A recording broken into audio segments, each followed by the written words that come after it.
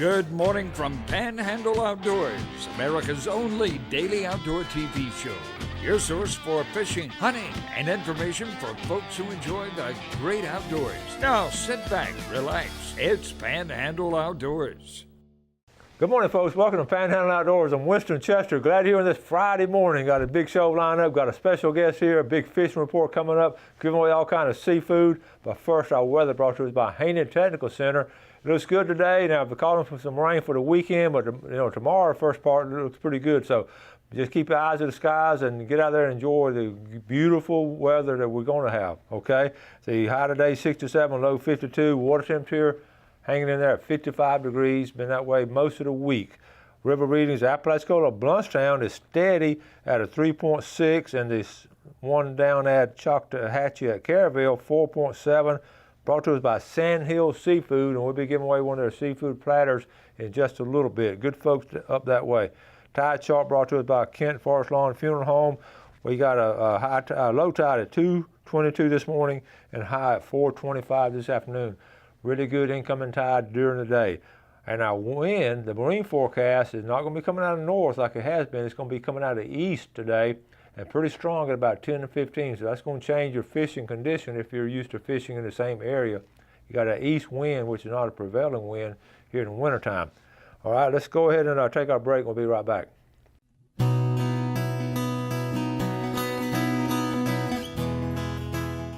All right, welcome back and welcome to Brad Stevens. Good morning, Coach. How are you? Good to have you, buddy.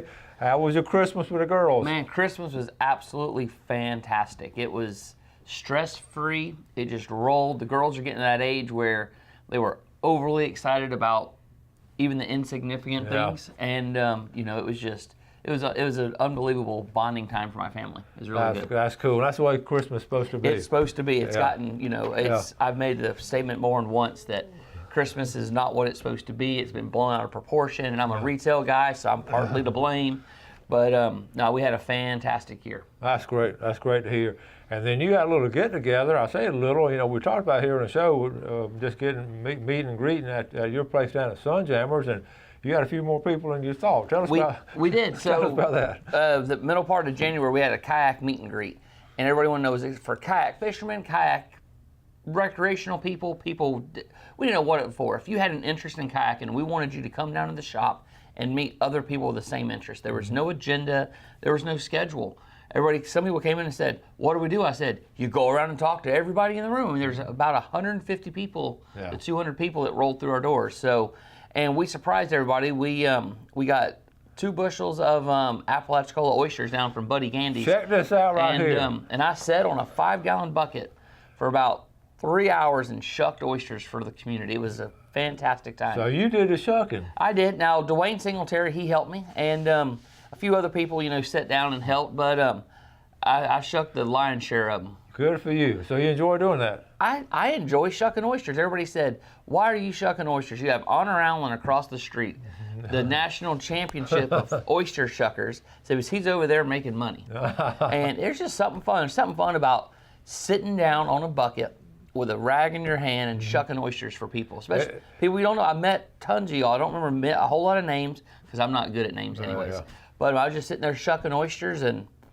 Well, you're serving your fellow man in a true sense of the word. Absolutely. And so you sat on your Yeti bucket. Absolutely. And you had that many oysters. Yeah, we had 2 bushels of oysters, and you can see that Yeti tank in the front of the picture. It was domed up when we were done shucking, so it was a lot of oysters. Well, and I know this sounds like a sales pitch, but the lid on these Yeti buckets that I sat on, there's absolutely nothing fancy about it. It is a hard plastic lid. It's unbelievably comfortable. I can't explain it. I want to tell you, listen, folks, I got one of these Christmas. I said I never would get anything like this and all, and I got one, and I just went out and sat on it some this past month. It really is. I will never go another dove shoot without a Yeti bucket. I will never go on another oyster shucking, or if I'm going to have a bucket out in the field, it's going to be this bucket. It is comfortable, and it's so practical. It really is. I cannot, and there's nothing I can say on why it's comfortable. It could all be in our heads. Well, it could just be in our heads because it's a beautiful bucket, a pretty lid. Yeah. But there's just something about it. It is really super comfortable. I thought I never would say that, and here's the thing about it. We got Father's Day coming up here in, it would be before in June. Yeah, it's June. And this would be a great Father's Day gift. I just thought about that. Absolutely, yeah. So what's good about this is, obviously, it has a lid that it doesn't screw on and off. It just pops on and off. And you can get the tool belt. It has a real name. I don't know what it is. I call it the tool belt. Yeah. For, I know it's hard to show up on camera, but just anything you want all the way around it. Yeah. And then it has an insert that I didn't grab as they came in late yesterday.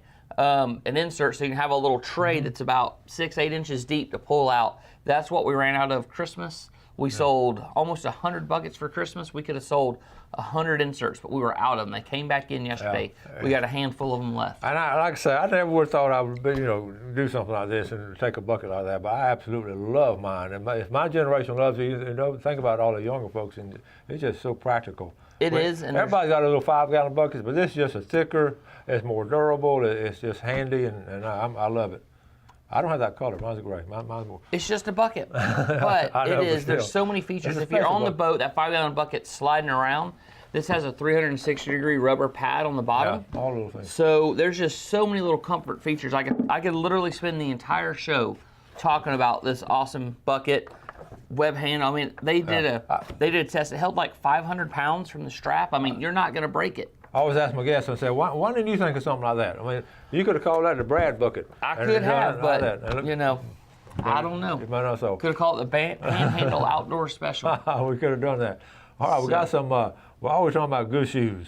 Absolutely. So, Olakai, and I'm not even going to pretend to say the name of this. It's the I am going to pretend to say it. Nohia Muku, or it's a Hawaiian name that I can't say. I'm from St. Andrews. If it's a letter that I was taught in kindergarten on how to, the sound of it, it's got to come out of my mouth like that.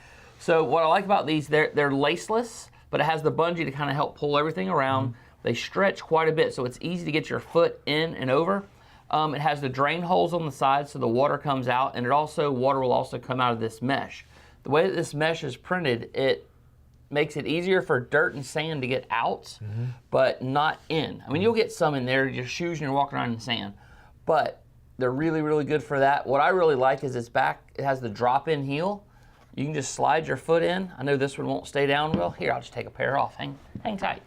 Okay. They come in leather, and the back of the heel just flips down once you break them in, and it is unbelievably comfortable. They actually sew the back of this shoe. Well, that's it. So it flips down. It is designed to actually flip down and then sit inside flat. They come in leathers. This is what I wear on these Arctic cold days. Just super comfortable. These are obviously not waterproof. They're just leathers. But just brought black and gray. We have plenty of these in all the sizes. We always do orders. If you like to scallop with shoes on, which I don't know how y'all do it. I find more scallops with my toes than anything else. But if you go barefooted? I go barefooted. No and way. I step on sea urchins. I do it, but I find more scallops with my big toe than anything else. Do you ever jump out of water when that crab bites you or anything? No, I just reach. Me and them crabs, we're on the same page. Okay. He knows who's boss. I just reach down there and eat them. I understand. But these are water shoes, non-marking soles. As you can tell, I'm passionate about the majority of the brands we sell, and Olakai and Yeti are two of them. This is their water flip-flop. It is non-skid, non-marking soles on the bottom. What they've done inside, I know you can't see this on TV, they've kind of edged this rubber piece in here so when your feet get wet, they don't slip around. So it actually offers some traction here when you get wet. Then when you got to go out at night, you want that same comfort. So you just have your nice leather pair of Olakais, once again, non-marking soles, and super comfortable. They have good foot beds, good arch beds. If you always want to wear flip-flops but they just hurt your feet, come try a pair of Olakais, especially if you have fat feet like so many of us do. Olakais are a Hawaiian brand. They have really fat feet over there. So if you have fat feet, Olakais are for you. Now, if you're like a Ron Peckerel, long, narrow feet, you're not going to like Olakais. I'm just going to throw that out there. But the majority of us fit like a glove. All right, all sounds good. All right, speaking of sounding good, we're going to give away a seafood platter at Sandhill Seafood. All right, and Brad, you're going to draw the winner. These are all new ones. Hell, these are new cards too, aren't they? You noticed. Yeah, I did notice. I'm impressed. You stepped up your game. They're nice. And the winner is Billy Joe Newsome. Oh, Billy Joe's having a good week. He got him a big buck this week, and now he's got a 20. A seafood platter. Seafood what is platter. It? Seafood platter. Yep. Billy Joe Newsom. You be sure and take your lovely wife to and let her have the platter. You buy you some oysters. All right? Let's take a break. We'll be right back. All right, welcome back. Brad and I just put our brains together. We finally got one brain. But I was going to say, we almost had a whole brain there for a second. We were talking, and he suggested this. I think it's a great idea. We're going to start doing our show with Brad. We're just going to go down to Sunjammer and do it down there. Absolutely. What did you think of that? I don't know why I didn't think of that. See, he was asking, what's new? I was like, we have the Hobie Compass, new for 2018. I've talked about it on here before, I know. But it is Hobie's, I hate to use the word price point boat, but I don't know what else to talk about. It's the same pedals that you have in your boat, because they've upgraded the pedals that go backwards. So they're the bulletproof pedals, a super comfortable seat, and it's just a stripped down kayak.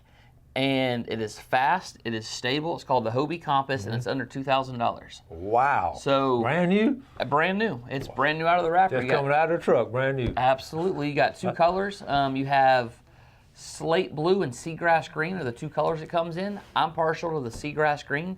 We got them both sitting on the floor for you to come look at. We have a demo for you to go put in the water so you can try it. As you know, we have that hard. It's hard to do demos at Sunjammers.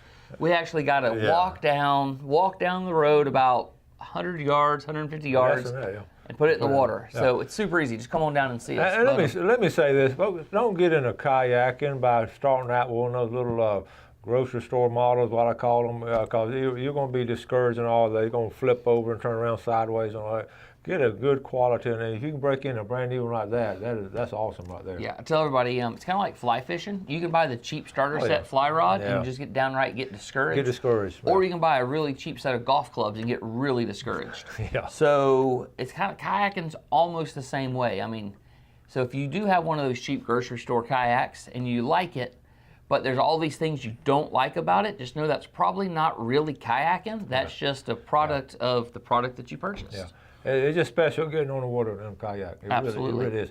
Okay, now, and you're going to have these get-togethers every now and then at your place. We are. We're going to work on, we're trying to do an event a month. That's my goal. So I figure the more people I tell that we're going to have something once a month, the more likely we are to do it. Yeah. So we did a February tournament. It was a February kayak tournament, trout and redfish, longest combined length won, and I forget who won. I should probably know that. We had about 25 people fish it, which is not a lot. The entry fee was an unwrapped toy that we then donated to our friends over at Florida Water Sports on the beach, who have the direct connection with Cops for Kids with the Panhandle City Police Department. That was in December. You did that before Christmas. We did. That was pre-Christmas, so we had about 30 toys. And I'll tell you what, these were good toys. These just weren't, let me go out and buy the cheapest thing I can. I mean, these kayak anglers, they put some thought and heart.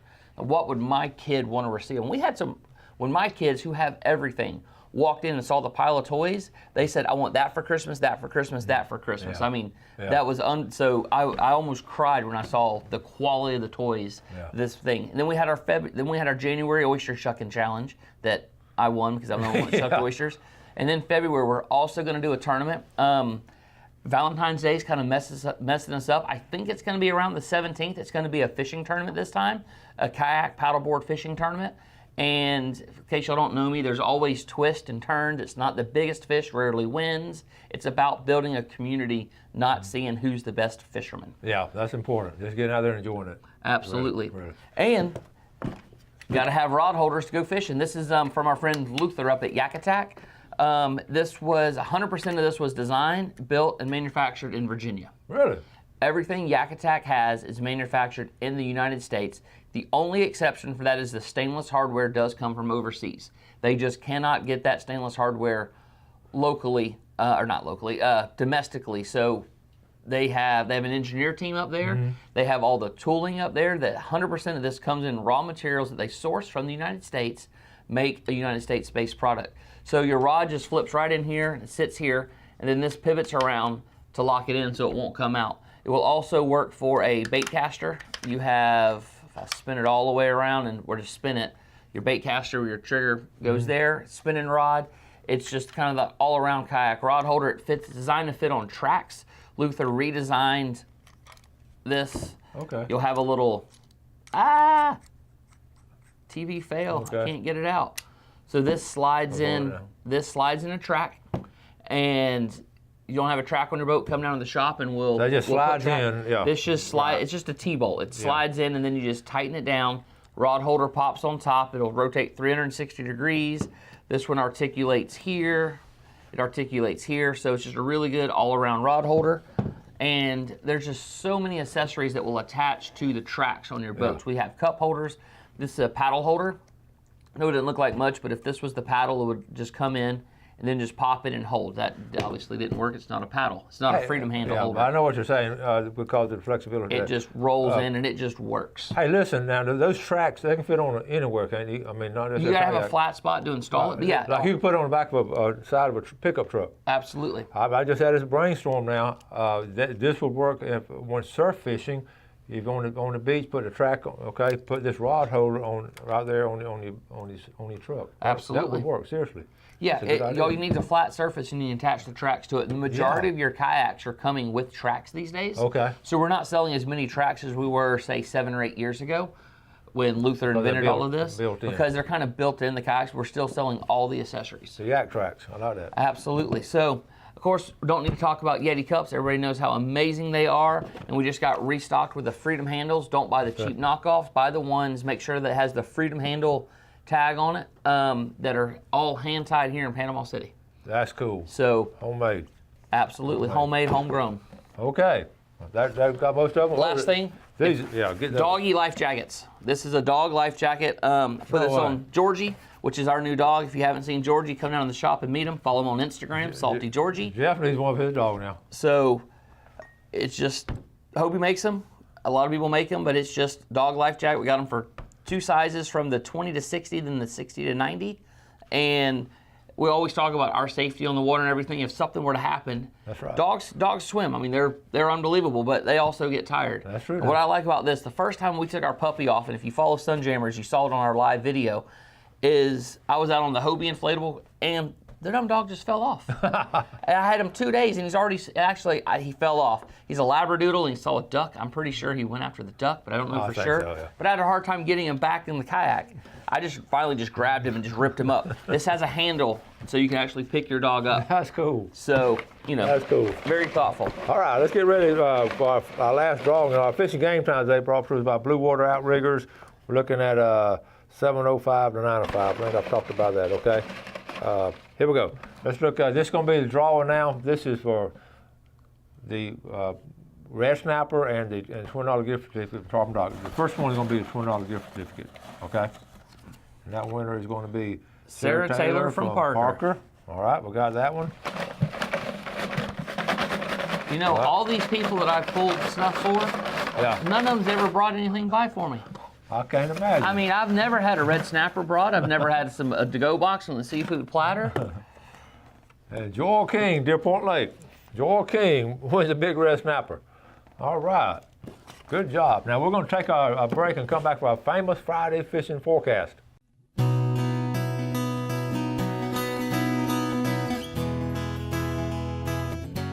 Okay, welcome back and welcome to our famous Friday fishing forecast. Let's start with right here locally. What's going on with the kayakers?